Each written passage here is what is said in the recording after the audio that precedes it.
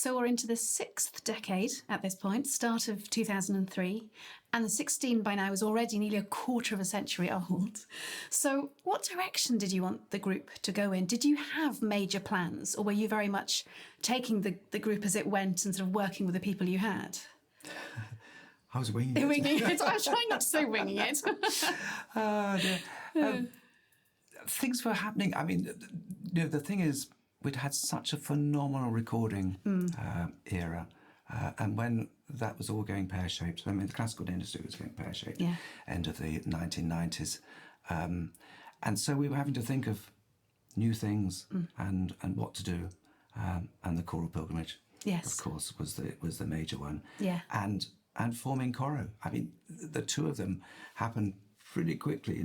Choral Pilgrimage started 2000, obviously Millennium Project, just destined for 1 year. I mean, 12 concerts from York to Canterbury. Really, 1 year? Yeah, that's all we planned. And everybody said we'd be bankrupt as a result of it. We'd start raving balmy. How can you possibly do concerts outside London, Yeah. It's sort of all quite bizarre, really. But it was such a success that it's continued, and here we are, 24 years later, still doing the pilgrimage. And then CORO, CORO was formed something like 2002. Again, people said we were mad. The recording industry, recording companies were sort of collapsing, and here we were starting one. But it was the most brilliant thing we did. Yeah. We were, and taking that attitude. I mean, you know me. I've always loved pop music in a big way. I spend every time I'm in the kitchen cooking Lonnie Despairs, I'm playing my Rolling Stones and my Led Zeppelin, etc. But and part of the thing with the Choral Pilgrimage and CORO was, hey, the classical world is being missing a big trick for all these years. We're so stupid. A pop group records an album, tours it. Yeah. Why aren't we doing that? So that was what basically we did with CORO. We record an album. Yeah. We tour that programme to sometimes up to 30 venues and add-ons through the year. Brilliant. And I remember that, because that was also the Universal time, wasn't it? We signed up with Universal for a little bit. So we actually were pop stars for a bit. We had some very cool photographs. Brit Awards. But then that sort of added, I think, into that understanding of we were trying to get music out to a wider audience, which is the joy of the Choral Pilgrimage. You get very loyal followers, but you also get new people with every programme. Does it ever become a burden to programme the Choral Pilgrimage, or is it still something you're excited about? The only way it becomes a burden is because I've got to think of new music each year, and think of a new programme. But once I've done that, the process after that is just a sheer joy. And part of the great joy of the pilgrimage is that we go to these communities up and down the country. We forge relationships with them. So when we do a concert in Lancaster or Tewkesbury or Truro, people come to that, and or people come from other parts of the country because they say to us, "Oh, we've never been to Truro. Let's go and spend a weekend taking the choral pilgrimage," and that's just brilliant. And again, the greatest joy is coming across somebody who is coming to the 16 for the first time. I said, I don't know anything about choral music. I've never been into a cathedral in my life, but I just sort of thought, I'll try this one out. And they enjoy it. Of course. And I just love it. And and that's the big enjoyment for us as the 16. Not only seeing the country, it's meeting up with some fabulous people up and down the country, but more importantly, taking the music that we believe in, that we think is good music. And there's a sort of feeling that I like to think there's a feeling that if the 16 think this music's good, then it must be good. But first and foremost is actually the way we perform it. And there's no point us just standing up there, heads down in our copies, making a lovely sound. We are constantly go on about communicating, just as actors do. Yeah. And people love that. And I think you're talking about bringing new music to new audiences. Well, presumably that's part of your collaboration with James MacMillan, because, again, one of the things I've stolen from you in my own programming is putting in new commissions in between possibly more familiar sort of harmonic worlds. So even if the music isn't that familiar, if you've got some harmonies that you're used to and then you can put in something new, you will bring people on a journey. But how did that come about, your collaboration with James? That was amazing. I mean, it was 2002. Yeah. And we'd never commissioned any work before.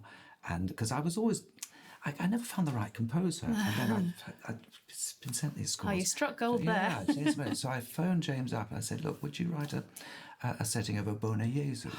And he just went, oh my goodness me, this is such a this prayer is so important to Scottish Catholics. And so we paired it with Robert Carver from the late 15th century, isn't it? Yes, late 15th century Scottish composer, with James's rendition of Bonnie Years. And we talked in length about the vocal ranges of the group, what the singers like doing, what they, please don't put the sopranos on top C's pianissimo or the basses on bottom C's fortissimo. And James, of course, has lapped it all up. And actually, there's a wonderful relationship over the years. So much so that if one or two of the sopranos don't like that humming bit, they'll say, "Look, James, we don't like humming up on top F's and G's. Don't do it anymore." And it's a lovely relationship. Yeah. And for us, of course, as you mentioned before, pairing piece. We did a whole pilgrimage of with the Allegri Miserere and then James's Miserere in the program. Yeah. And wherever we went in the world doing it, what piece do they come out talking about? They come out talking about James's Miserere. Yeah. Because it's amazing. It's so emotional. It's so powerful. It takes us through every sort of dynamic possible. It does, but it is the voice of the 16. Yeah. The way he sets the words, the way the harmonies work, and I suppose in collaboration with you and with us as well. I'll never forget when we get to the very end of a Bonnie Jesu, and we know there's three sopranos doing that cluster chord at the end, and your heart is beating all the way up, but actually the effect of that on the audience, it's second to none.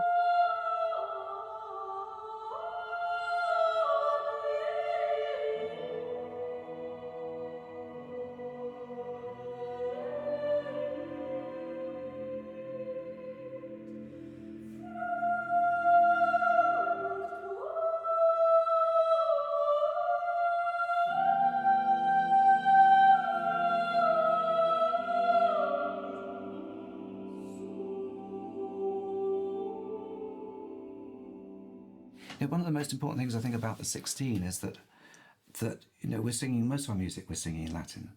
Most of the audience don't know Latin. We've got to somehow, in the way we sing the music, be projecting the meaning of those words. It's the same way. I mean, you remember some years ago we used to have a wonderful sign. Yes. We did. Interpreter, and I remember asking him, what are you doing? He said, well, actually, I'm showing the shapes of the music. Yeah. And that's exactly what we do in the way we sing. We're showing the shapes of the music. We're showing the way these composers paint the words. So we talked about fresh music and new discoveries and new compositions. Well, this is the decade where you also got your own fresh opportunity because you were invited to go and conduct the Handel and Haydn Society, and that was in Boston. Yes. That was in 2008, 2009. I became the artistic director. Previously, back in the, I think, late 70s, early 80s, it had been Christopher Hogwood. Yeah. He turned the orchestra into a period orchestra. This is the longest surviving arts organisation in America. No. Formed in 1815. Can you imagine that? It's pretty impressive. And, much larger organisation than the 16. And principally, I suppose, the orchestra was the main focus. So, slight difference from the 16. But it had its own professional chorus. I desperately, when I was over there, I tried to prevent them being called a chorus. I wanted them to be called a choir and singers, and it was fantastic for me. And I got the bug for a composer I never thought I would get the bug for, and that was Haydn. Yeah. In a big way. I mean, what a composer! Over 100 symphonies, numerous masses, and I just loved it. And I had the big bonus of performing. All my concerts were in Symphony Hall in Boston, probably one of the half-dozen greatest acoustics in the world. And how do they balance it, Handel versus Haydn? Is it 50-50? Or do the audiences have a greater call for one than the other? No, funny enough, I mean, their biggest call is sort of Beethoven. And I didn't want to conduct Beethoven, but I did... their first ever concert, of course, in 1815 consists of bits of Messiah and bits of creation. So Messiah is a big thing for them. It was just fantastic. Lovely organisation, fabulous patrons, and Boston, just a most glorious city. Well, they were very lucky to have you. They got the right person for the job, but it did send shivers of fear through the 16. Was it going to go forever? It's very lovely over there. So we were delighted that you didn't, and of course, thank goodness you didn't, because the 16's gone on to bigger and better things.